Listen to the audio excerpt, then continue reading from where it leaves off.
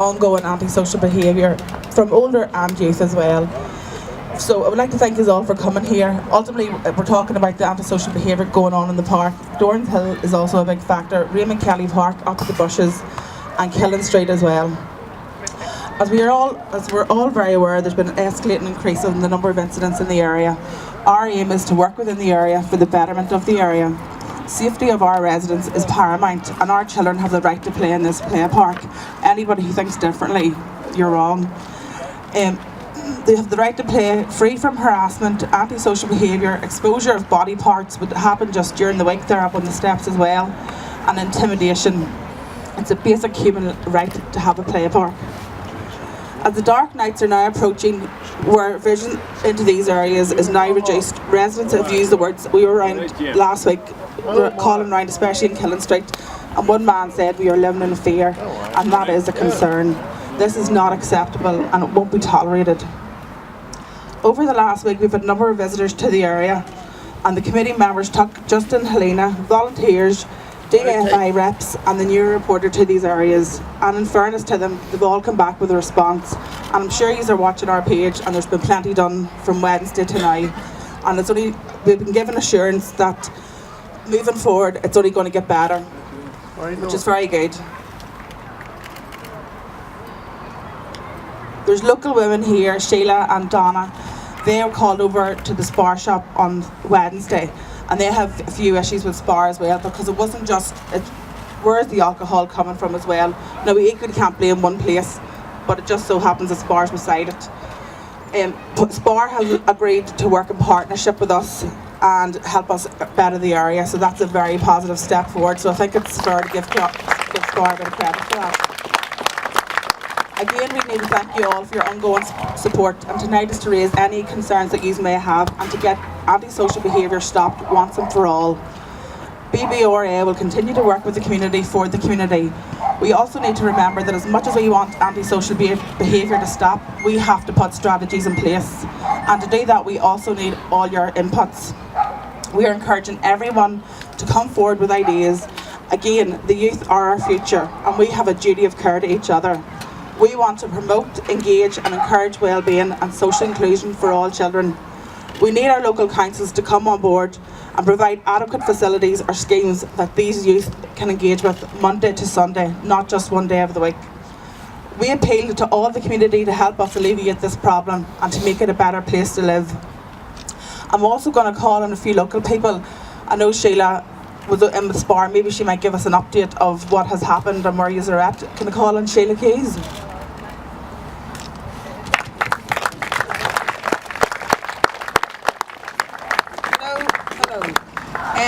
Yes, we spoke to Spar and told them that while they are giving a very positive service in the community, they're also having a very negative impact on the community.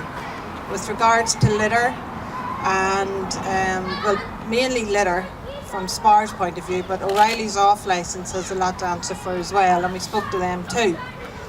I asked Spar would they be prepared to implement some incentives to promote awareness in the community about this issue, and one of the suggestions was that, you know, the big signs they have outside the shop with like whatever, could they maybe replace that with messages about the community, you know, encouraging anti-litter? Could they also provide more bins? He said yes, they could do that. Could they maybe have signs in the shop suggesting people think about where they're going to put their litter? She said yes to that. What else?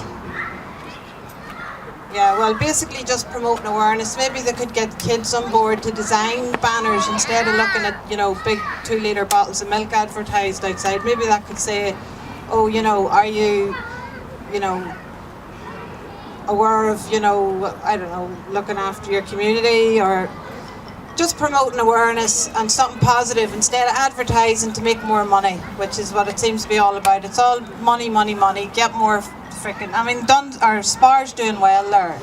Spar's making a fortune over there. They could give something back. O'Reilly said that they were aware of, will you take that from my mouth back? So it's gone. O'Reilly said they were aware of the drinking situation. I said that I believed this community needed an off licence like it needed a hole in the head, because the demographic being what it is, there is a lot of alcohol problems around, and people are just running in the Spar, taking the drink over here, drinking it, throwing the cans, the Buckfast bottles at their backsides and away on. Or maybe they'll go up round the corner to Killen Street. Or maybe they'll go over to, where's that other place? Raymond Kelly Park. So it's a sort of hub, it's a go-to area. Get your drink it here and fire everything on the ground. I mean, there's Buckfast bottles up in that bank every day. And the people seem to be just turning a blind eye because it's normalised now. It's gone on that long, it's normalised. And it's just not a very nice place to live around here anymore. It's just like unacceptable. The kids, we are tortured all summer with the teenagers sitting at the top of the steps. Teams of them, like 30, 40 of them every night. They sit there, they're drinking, they're smoking. The place is a disgrace. Donna McGuire went out and picked up litter the other day. She cleaned the whole street. I tried to make an effort over here at the back of our houses, but I gave up after a while because it's just you're on a beaten docket. So I think everybody has to come together here. And if they see people throwing litter, say it to them. Do you need to throw it? There's 4 bins in this park and they don't use any of them. They just throw it in the ground and walk away, and it's turned into a shithole. So yeah, anyway, O'Reilly's and Spar have been told that they're going to be mentioned here tonight, and people are waiting to see what feedback they're going to give us. And they're on board. Well, so they say, let's see, but they said they're on board. All right? Thank you very much. That was good. I'm going to call on James McAreevy to give a wee bit of feedback on the Save the Wall that's happening across the road. BBRA are in full support of it. Also, I have to take Peter Mallon and Paul Keys, who have been leading sort of the project as well. So can we give a big shout out to them as well? Well, we just want to update you, myself and Peter Mallon, who has been a true community activist all his life, a man who chopped sticks and sold them to inaugurate the Bun Skull. Peter has been at the forefront of the Save Our Wall campaign over here at the Southern Regional College. And the perimeter boundary wall, as you all know, is the perimeter of the old livestock market, the cattle, pig, sheep market. And many of you will remember, like me, a time when herds of cattle were walked across Patrick Street, down King Street, up the quay and over to the Dundalk for shipment to Liverpool. And my own uncle Desi Keenan was the last skipper of the Dundalk to take her down the canal in April 1964 before he went to the B&I car ferries in Dublin. So, the wall dates back to 1820. Now, Sheila's brother Paul got the campaign going, got the ball rolling, and basically the Southern College put a planning application in to demolish a wall that has been there since 20 years before the outbreak of the famine. And they were unceremoniously going to demolish that wall. Community activists came together and decided, no, this isn't going to happen on our watch.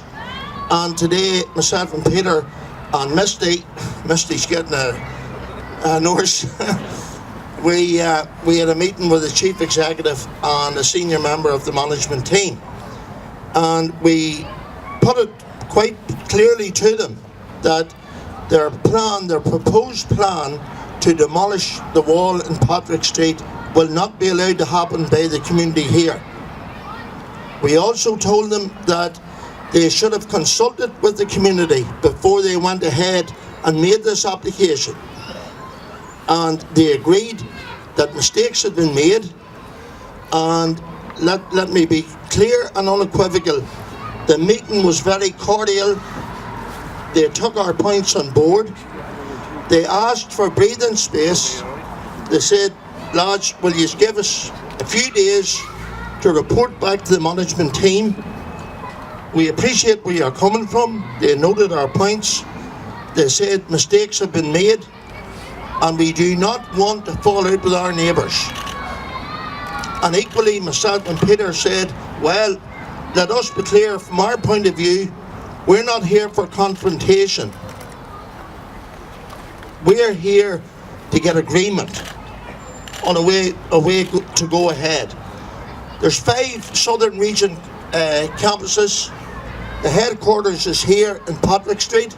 We told them we were very proud to have that here in Patrick Street, and we hope that they take over the sports centre, which is their next part of their planned development.